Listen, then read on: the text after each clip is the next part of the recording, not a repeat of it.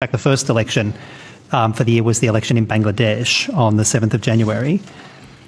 Human Rights Watch reports in relation to that election enforced disappearances in the lead up to the elections, enforced disappearances, extrajudicial killings, substantial impunity towards the government. The major opposition party boycotted the election.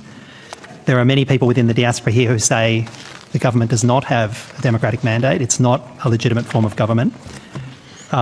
What has Australia's response been to the election and to the forming of this government, given what we know about the irregularities would be a polite term for that election?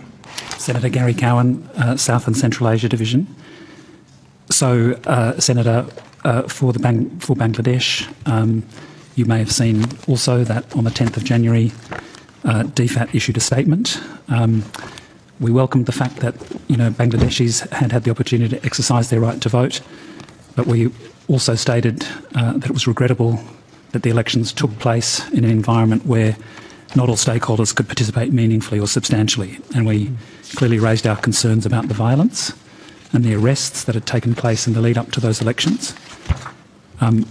We urged the Bangladeshi government to strengthen democratic institutions, and we also highlighted the consistent engagement we'd had with Bangladesh on the importance of free and fair elections. And again, before the elections were held, we had done a wide range of advocacy to highlight the importance as we saw it for free, fair and peaceful elections. So we did that in Bangladesh, we did that here in Canberra, and we did that also at the UN. Yeah, Ms. Cowan, numerous people in the diaspora have been concerned about how the statement welcomed the capacity of the people of Bangladesh to exercise their democratic rights, because, I mean, overwhelmingly the message I've received from the diaspora is they don't feel like that was what happened.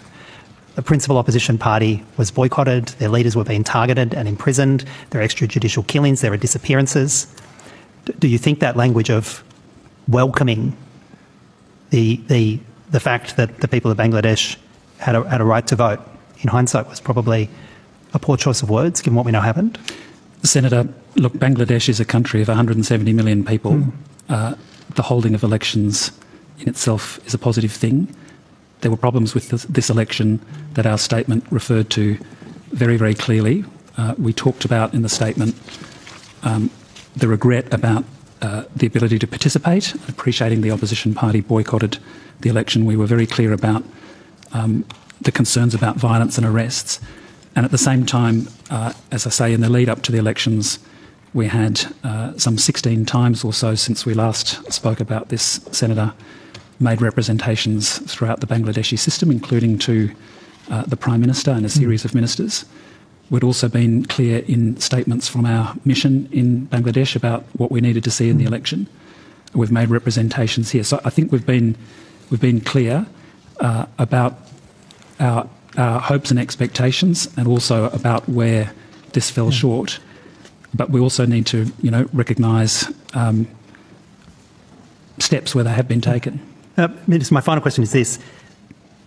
Given multiple representations and multiple statements seeking a free and fair election, for which I commend the High Commission and its team in Bangladesh, given that didn't work and what we saw in the election, are Magnitsky sanctions on the table for the senior leadership in Bangladesh who permitted these circumstances to unfold and who effectively directed a deeply unfair, violence-ridden process?